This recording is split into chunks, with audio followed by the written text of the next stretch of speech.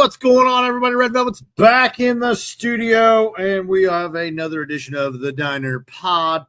I don't have a guest today. I'm riding solo. With me going to Georgia last week, it wasn't in the cards to get a guest. So you get me, and we're going to talk about this past weekend. Not the Theo Vaughn podcast, just my adventures in Georgia.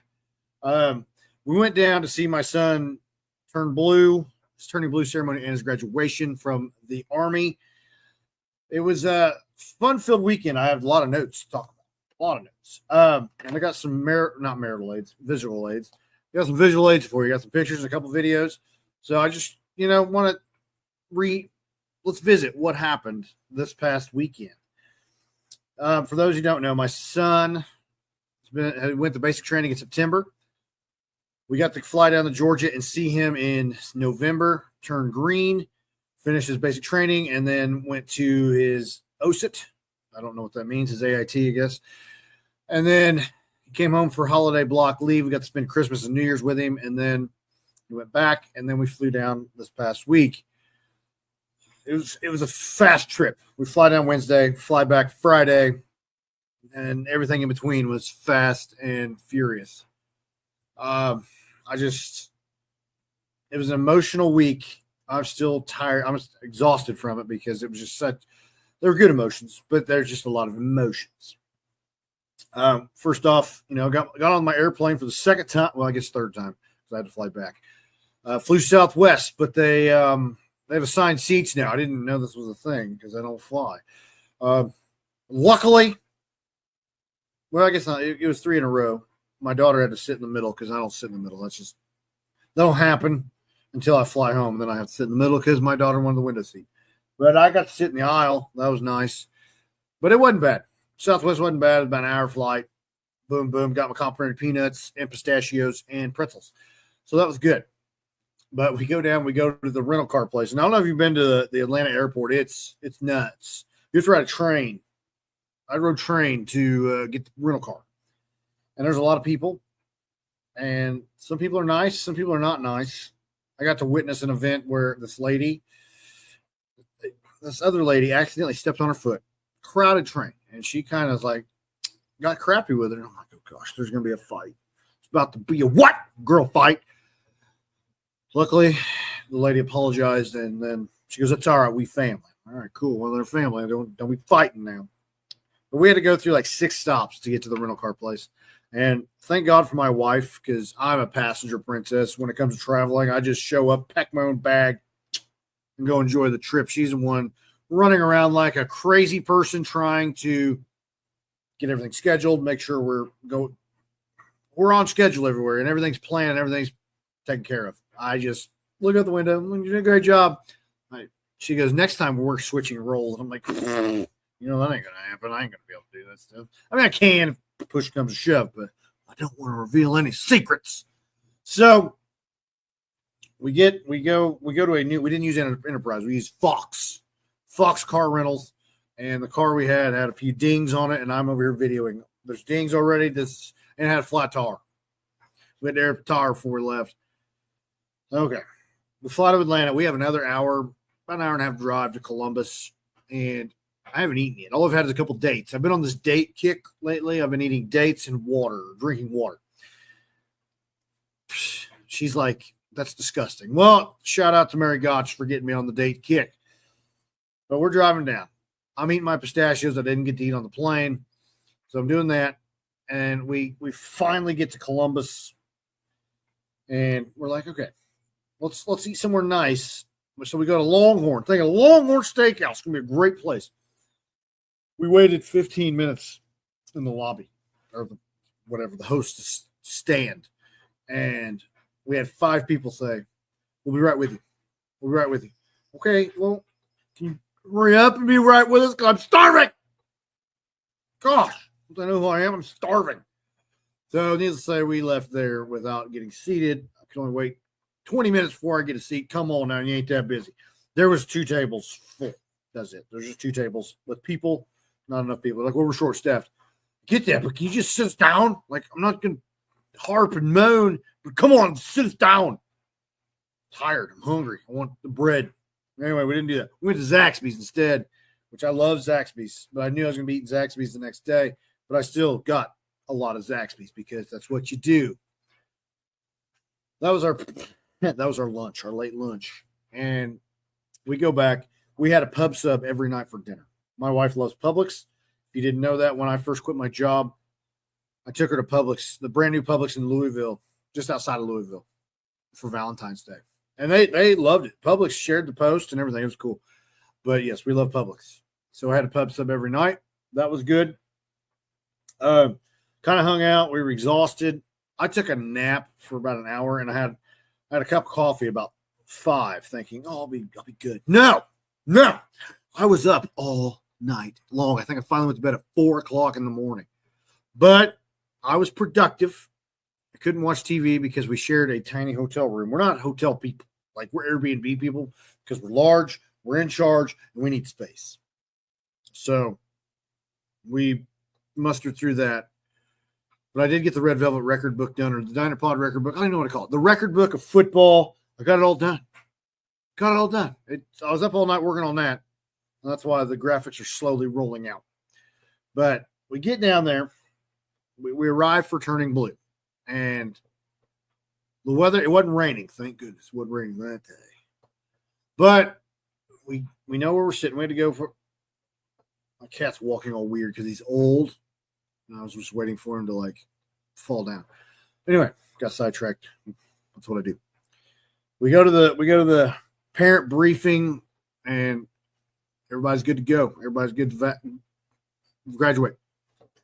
So we venture our way to the field, and that's where I get to see my son for the first time in his suit. I don't know what it's called, maybe the green suit, but there he is right there.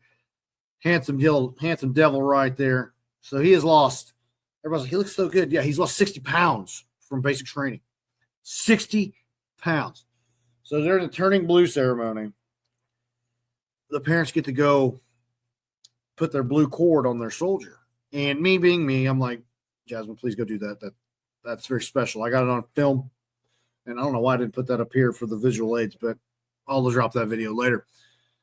And, I'm hugging him. I'm starting to get teary-eyed. Somebody's chopping onions next to me. I don't know why. But I'm looking around. And there's some other soldiers, because they just present their blue cord like that. And I'm noticing some other soldiers that are just standing there and I'm like, oh gosh, not everybody's family's here. I'm like, there's a kid right beside my son. And I'm like, man, he didn't have anybody here. I'm like, oh, no. Why? Well, I grew up in a loving home. My parents didn't miss anything. I think they missed one football game in my entire career. And that's because I told them I wasn't going to play because I was injured. And I went ahead and played anyway. My mom was really mad about that. Not that I played, that I didn't tell her, so she didn't get to watch me. So I'm used to growing up in that atmosphere of having your family supporting you and cheering you on, even though if they don't understand what's going on. Then I look over, and not everybody's like that. But I see that young man, and I'm like, man, this is tough.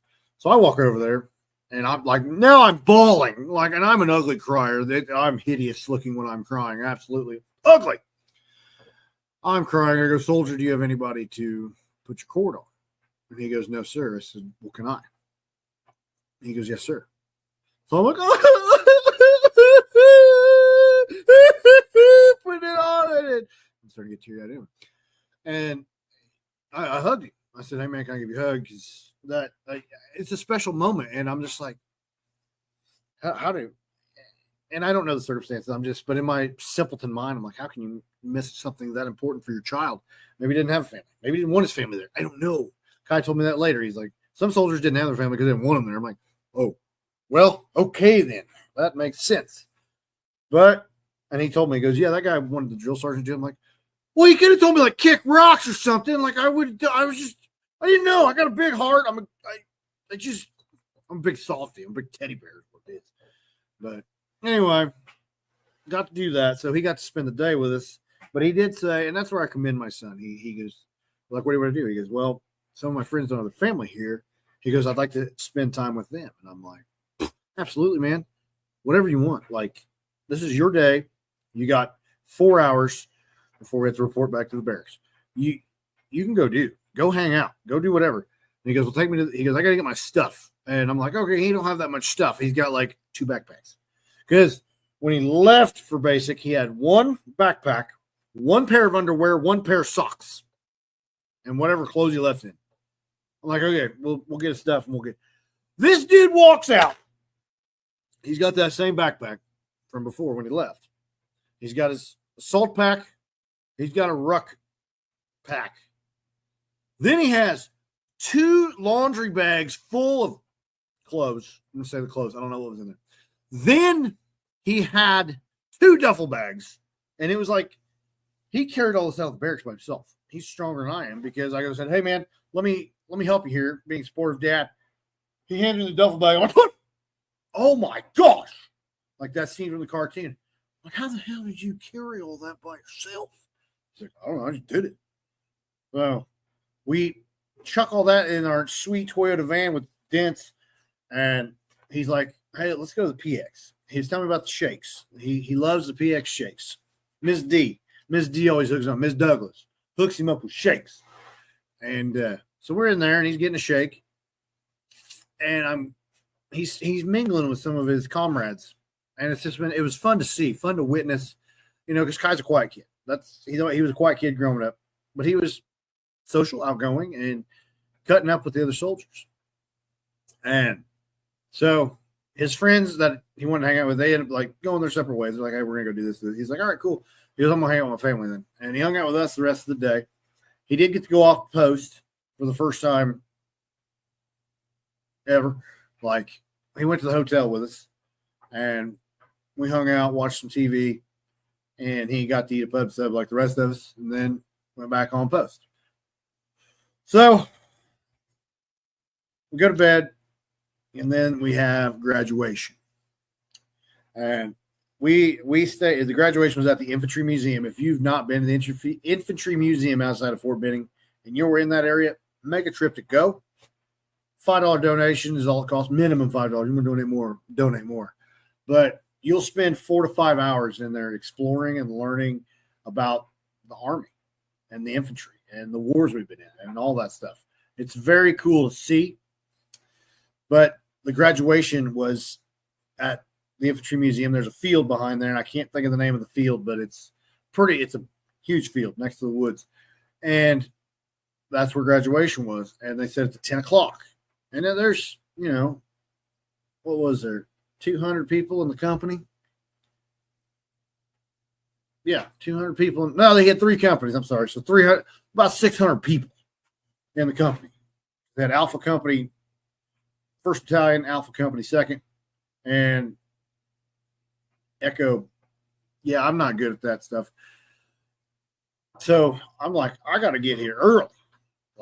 So Jasmine was like, yeah, go ahead, get there early and get us seats, because that's what my wife does. She's always like, can you go early and get us seats? I hate saving seats. That's like the worst thing in the world, saving seats in a crowded venue. That's just a lot of stuff to do, and it's a headache. And I'm not that kind of person. Like, hey, seats saved, seats taken. That ain't me, but she's that type. I like to get there early, get my nest made, and I'm good. She's like, just save us a seat. Yeah, that's impossible. So I'm like, all right. We get there. It's probably, I don't know, a 500-yard march for me to get there. I'm in my J's because I had to wear my nice shoes because we didn't have enough room to pack my boots. So I'm in my J's. I only wear the J's for wrestling and going to the military. Walking over there, and it's starting to rain. I get there at 8:30. Gates don't open until 9. And I got to stand outside with the rest. There's some other parents there. So I made friends with this couple out of Oregon. They're there to see their son who's going to Ranger school. And I'm like, great. I'm glad I walked all this way to stand in the rain. Luckily, I had a poncho on. My wife went to the ghetto Walmart, where there was police walking around, armed to the T. Thank God we went in the daytime. Like the Beverly Hillbillies going to the big city. So we finally make our way over, And just for the record, my wife did get to see. I saved the seats. I got out of my comfort zone, saved the seats. I did see somebody I knew in Georgia, Fort Benning. She goes, "We can't go anywhere without you knowing somebody." I know.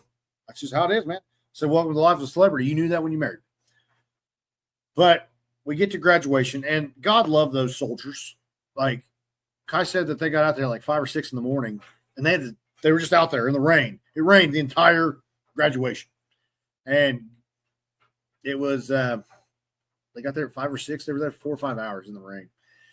Luckily, we were covered where we were. I thought there was somebody looking at me, but I got some pictures I want to show you.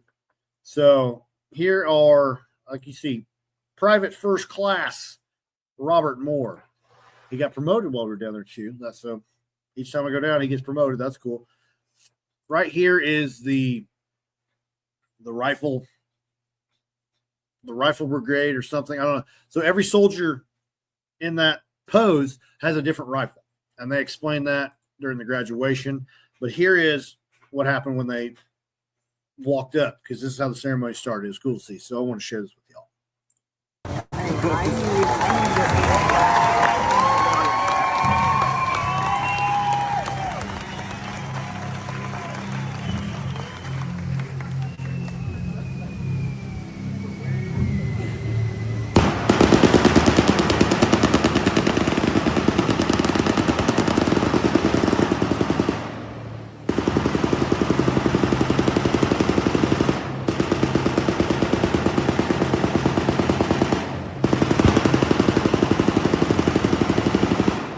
Ladies and gentlemen, this is the Infantry Rifle Squad.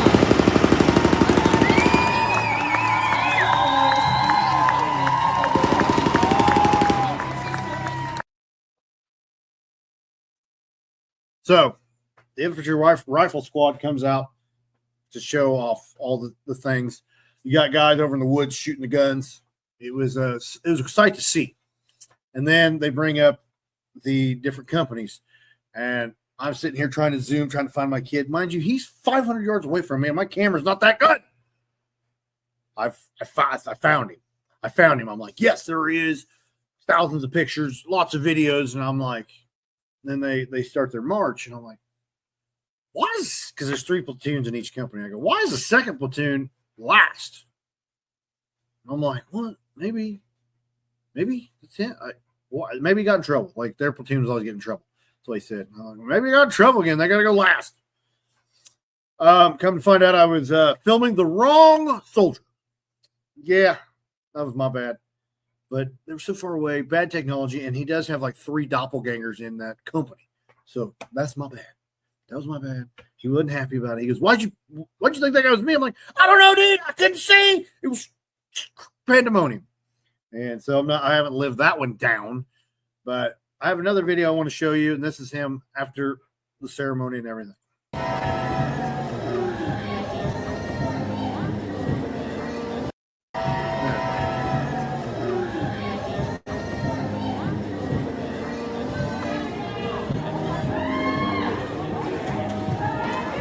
The position of the Infantry is First Class Eric Johnson from Boise, Idaho.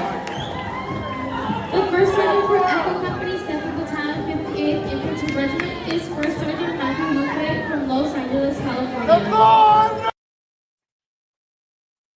So we got to see him walk off, and that's when I realized I was filming their own kid. But then we venture down and we find him.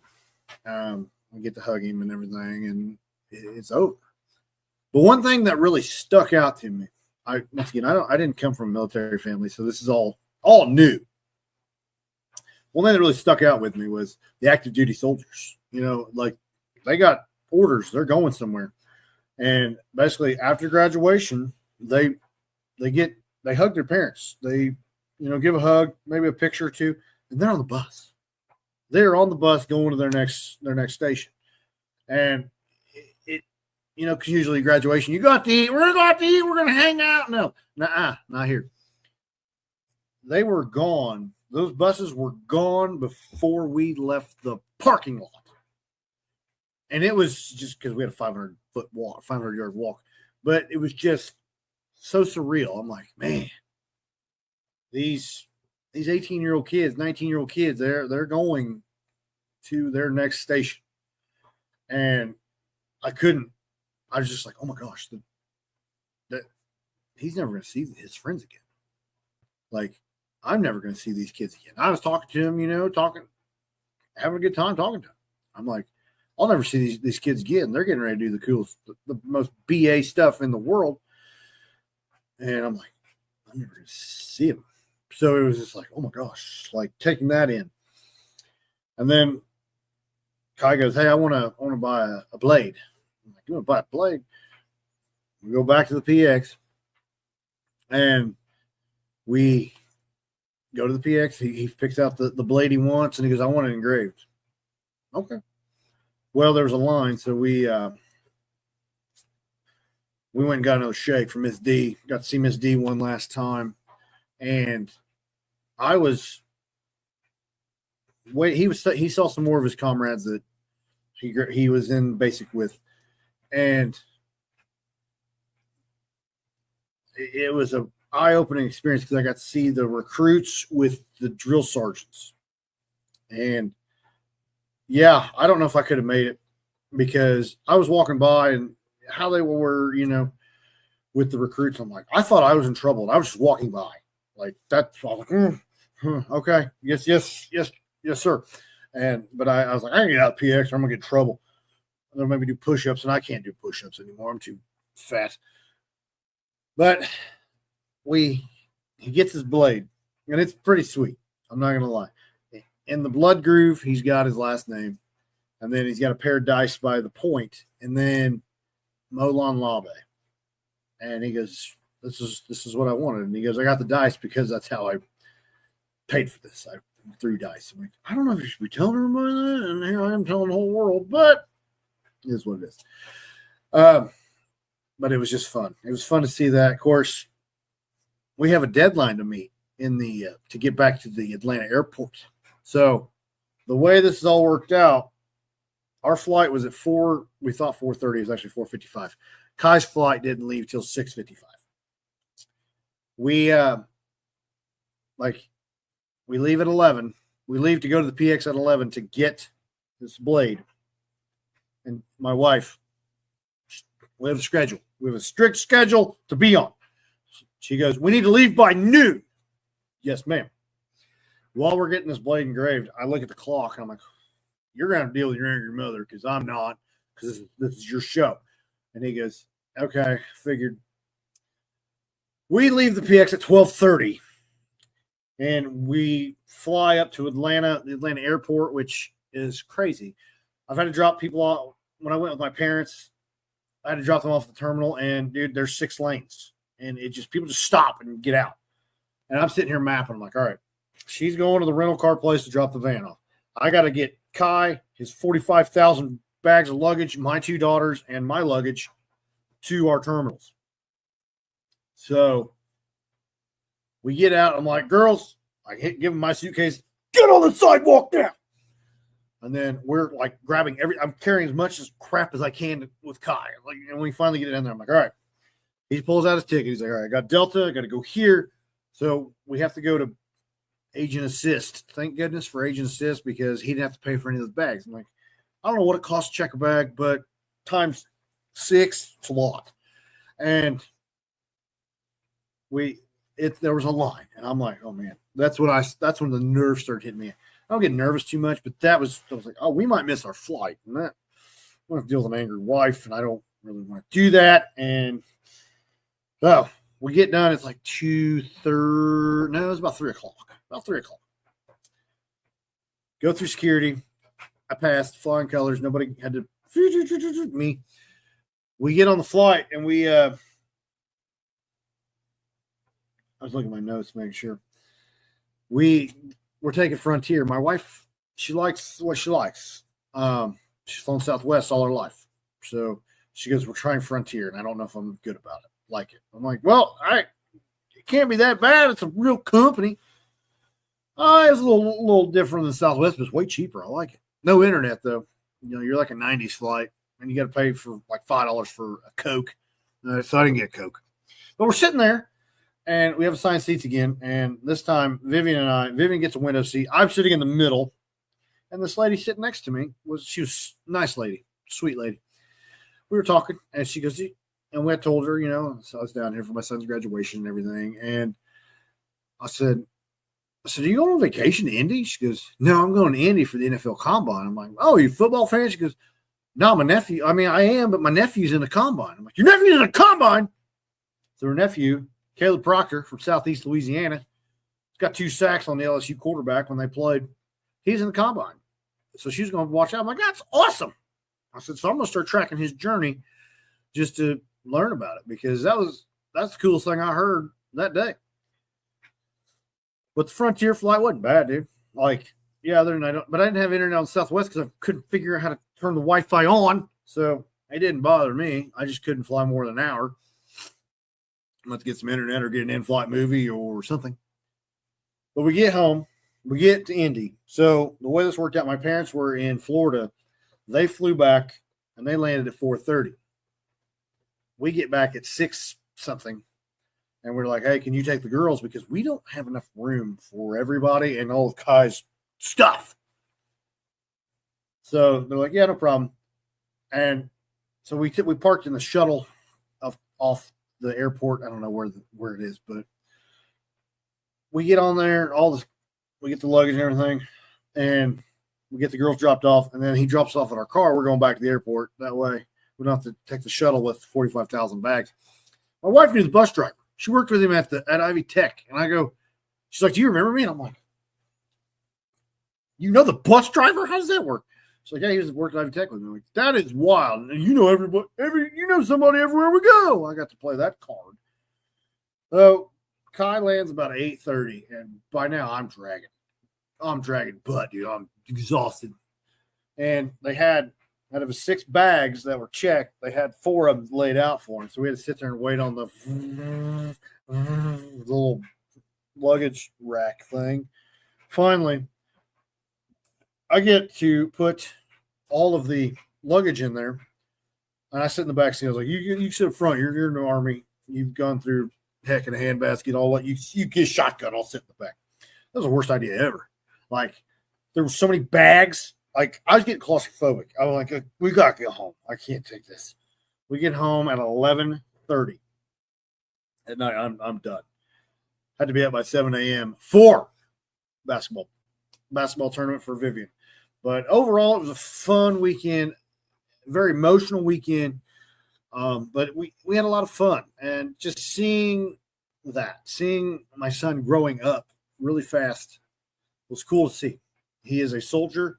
We talk about the news that came about Saturday morning. That didn't sit well with me, but we're not talking politics. But yeah, soldier. And now we'll be moving on to college and all that good stuff. So that was this past weekend in a handbasket. So real quick, I want to thank the sponsors that make this possible. If it'll load. Wabash Valley Plumbing, RJ's Formal Wear, Varsity House Outfitters, and Everhope Co. So thank you, everybody. Thank you for tuning in. Also, thank you to our subscribers. We'll see you next week.